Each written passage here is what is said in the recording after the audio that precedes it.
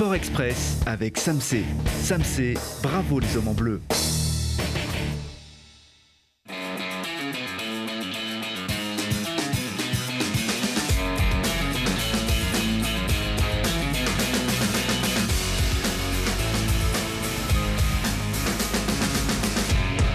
L'essentiel du sport dans le grand bassin grenoblois, c'est ici comme chaque lundi, bienvenue.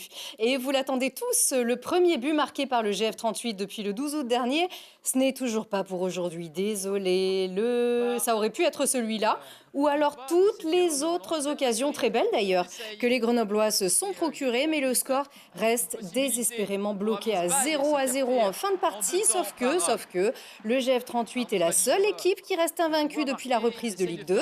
L'équipe avait même débuté par 2 victoires, dont une à Saint-Étienne, avant d'enchaîner sur 4 matchs nuls et vierge, donc pas de buts encaissés non plus.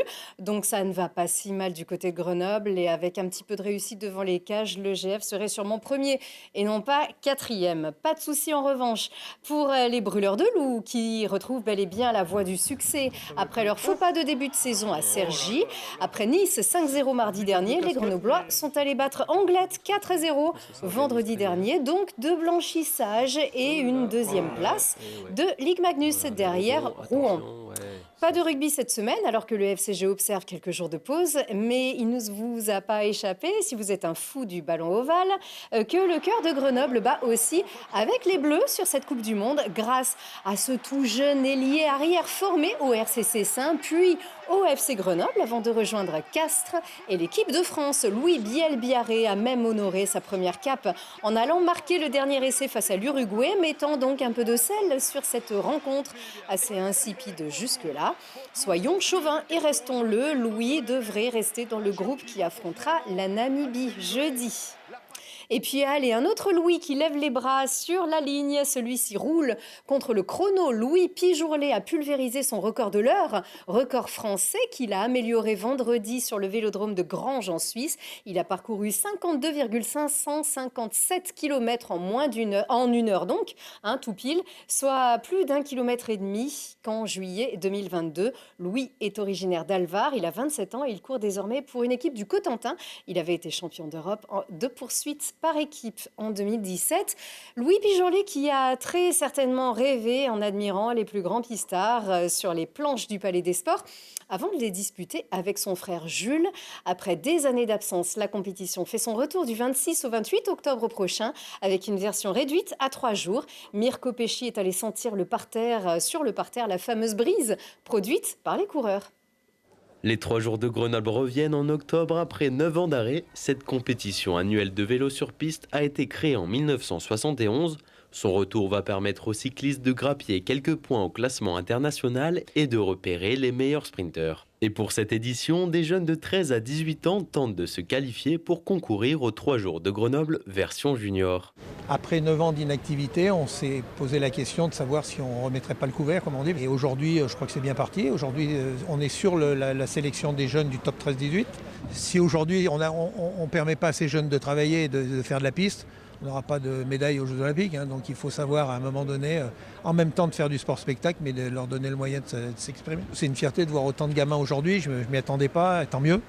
Et pourvu que ça dure. Et puis après, on essaiera de passer le flambeau à ceux qui pourront le reprendre éventuellement. Le cyclisme sur piste allie stratégie et rapidité, le vélo n'a ni dérailleur ni frein et la piste est ovale pour gagner le plus de vitesse possible. Le retour de la compétition va permettre aux jeunes talents de briller.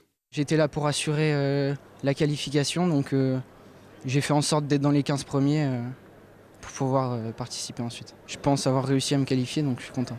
J'ai adoré, super ambiance, j'aime bien le vélodrome aussi. C'est toujours intéressant, puis j'ai pas trop l'habitude de courir loin comme ça, donc ça fait voir des nouveaux concurrents et ouais, c'est très intéressant.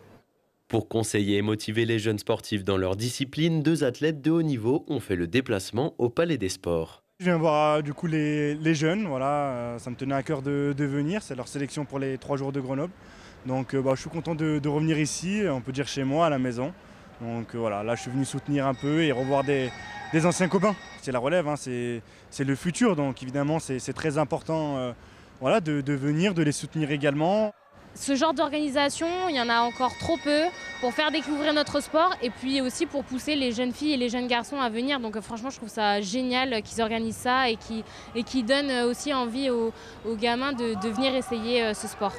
Mathilde et Ryan feront partie des compétiteurs en octobre lors des 3 jours de Grenoble qui réunira les meilleurs sprinteurs du moment. L'occasion de raviver l'engouement pour le cyclisme sur piste dans la région grenobloise. Ryan Ellal a été médaillé de bronze en vitesse par équipe à Glasgow cet été. Notez pour cette semaine que les Brûleurs de Loup reçoivent Chamonix demain mardi à 20h à la patinoire Pôle Sud. Un match dédié aux femmes, la Ladies Night des BDL propose un tarif unique de 12 € pour les femmes. Et puis allez pousser le GF38 pour briser le sort du 0-0. Les Grenoblois reçoivent Quevilly-Rouen samedi à 19h au Stade des Alpes pour le compte de la 7e journée de Ligue 2. Et on en parle lundi prochain. Très bonne semaine.